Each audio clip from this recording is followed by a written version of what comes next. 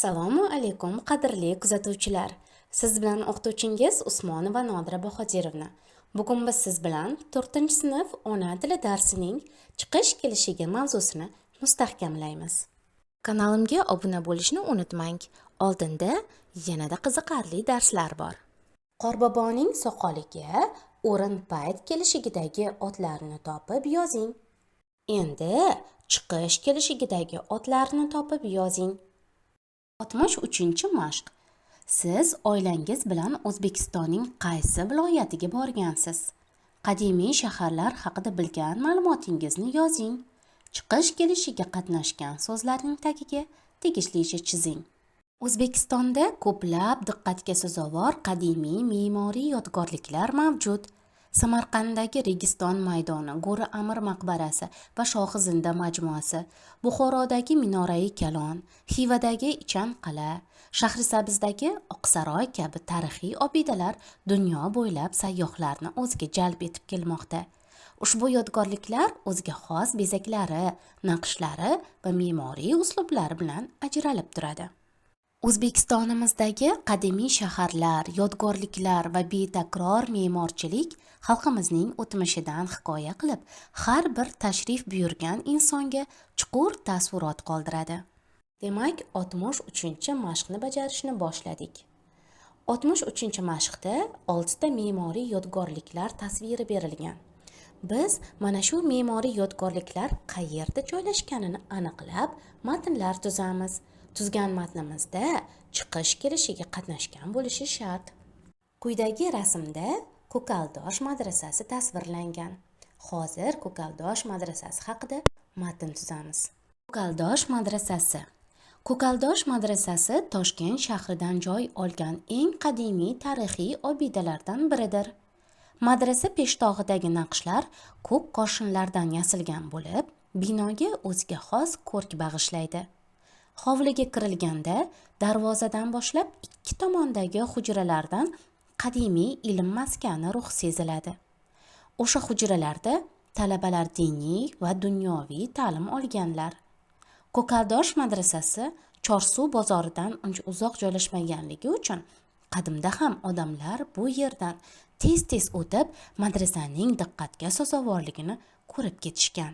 Ushbu matnimizda shahridan, obidalardan, qoshinlardan, darvozadan, hujralardan, bozoridan, yerdan so'zlari chiqish kelishigini olgan otlar hisoblanadi. Chunki ularda dan qo'shimchasi qo'shilgan. Minorai Kalon me'moriy yodgorligi. Minorai Kalon Buxoro shahridan qadimdan buyon saqlanib kelayotgan eng betakror me'moriy yodgorliklardan biridir. Sayyohlar bu yerga kelganda shahar tarixidan, o'tmish me'morchiligidan va xalqimizning e'tiqodidan chuqur taassurot oladilar. Bugungi kunda Minorai Kalon Buxoroning tarixiy markazidan o'ziga xos o'rin egallagan. Har kuni turli davlatlardan kelgan mehmonlar bu yodgorlikdan zavqlanib, Buxorodan o'z yurti uchun unutilmas xotiralar olib ketadilar. Minorai Kalon matnida shahridan, yodgorliklardan, tarixidan, me'morchiligidan, e'tiqodidan, markazidan, davlatlardan, yodgorlikdan, Buxorodan so'zlari chiqish kelishigini olgan otlar hisoblanadi. Chunki mana shu ot so'z turkumidagi so'zlarga dan qo'shimchasi qo'shilgan. Hakim at-Termiziy ziyoratgohi. Hakim at-Termiziy ziyoratgohi Termiz shahrida joylashgan muqaddas maskanlardan biridir. Ziyoratgoh hududiga kirilganda darvozadan boshlab qadimiy me'morchilik an'analaridan dalolat beruvchi naqshlarni ko'rish mumkin. Majmua devorlari pishiq g'ishtlardan barpo etilgan bo'lib, ayrim joylari qadimiy yozuvlar bilan bezatilgan. Ushbu matnda maskanlardan, darvozadan, an'analardan, g'ishtlardan so'zlari chiqish kelishigini olgan otlar hisoblanadi. Chunki mana shu ot so'z turkumidagi so'zlarga dan qo'shimchasi qo'shilgan. Shohizinda Samarqanddagi me'moriy yodgorlik. Shohi Zinda Samarqand shahridan o'rin olgan eng qadimiy me'moriy majmualardan biridir.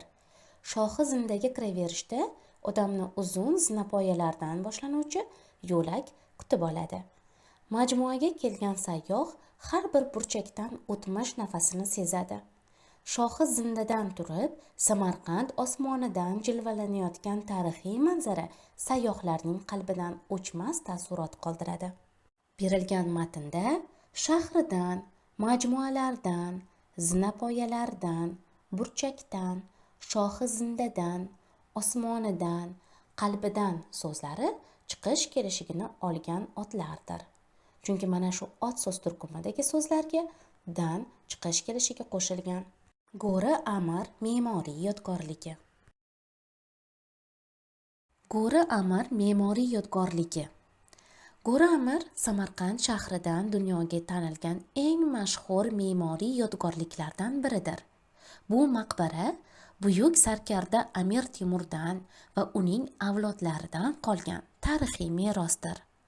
Maqbara 14-asr oxirida qurilgan bo'lib, uning gumbazi moviy koshinlardan, devorlari esa pishiq g'ishtlardan barpo etilgan. Go'ri Amir majmuasiga kirgan sayyohlar darvozadan boshlab bezaklar va naqshlardan iborat ajoyib me'morchilikni ko'radilar. Ichkarida Amir Temur va uning avlodlaridan bo'lgan shahzodalar, shuningdek Temuriylar sulolasidan boshqa a'zolar ham dafn etilgan. Bu yerga kelgan har bir inson o'tmishdan, tarixdan va milliy qadriyatlardan chuqur taassurot oladi.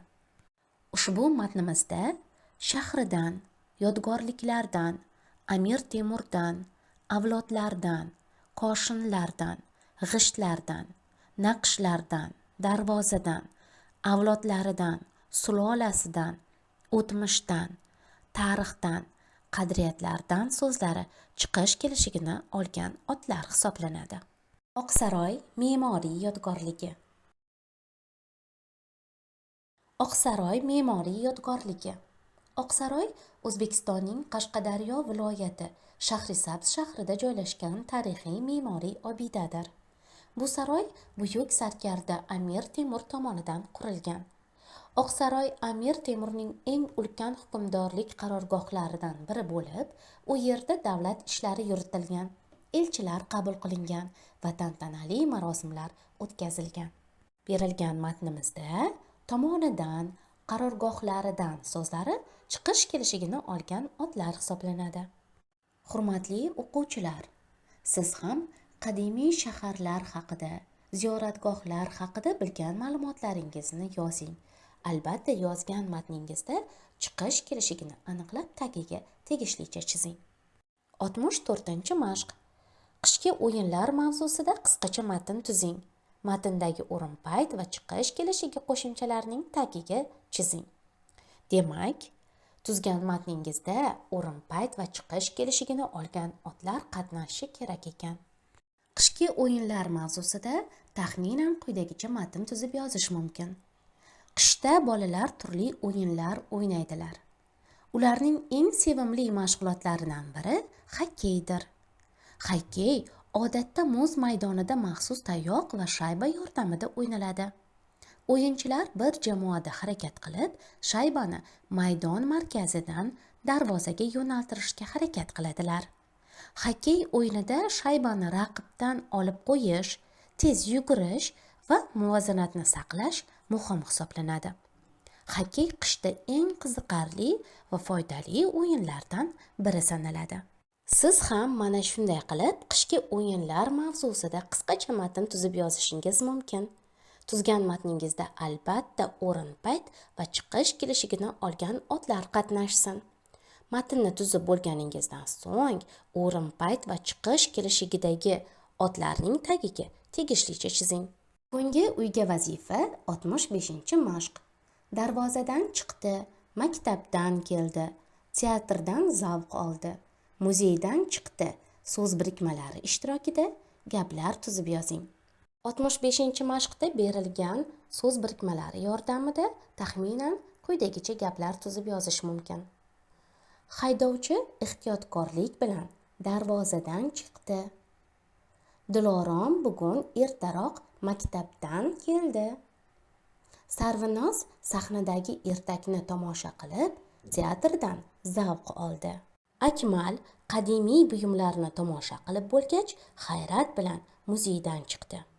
Aziz o'quvchilar, siz ham darvozadan chiqdi, maktabdan keldi, teatrdan zavq oldi, muzeydan chiqdi so'z birikmalariga bir-biridan ajoyib bo'lgan gaplar tuza olishingizga ishonaman. Qadrli kuzatuvchilar, bugungi darsimiz ham o'z nihoyasiga yetdi. Kelgusi darslarimizda ko'rishguncha sog' salomat bo'ling, darslaringizni o'z vaqtida bajaring.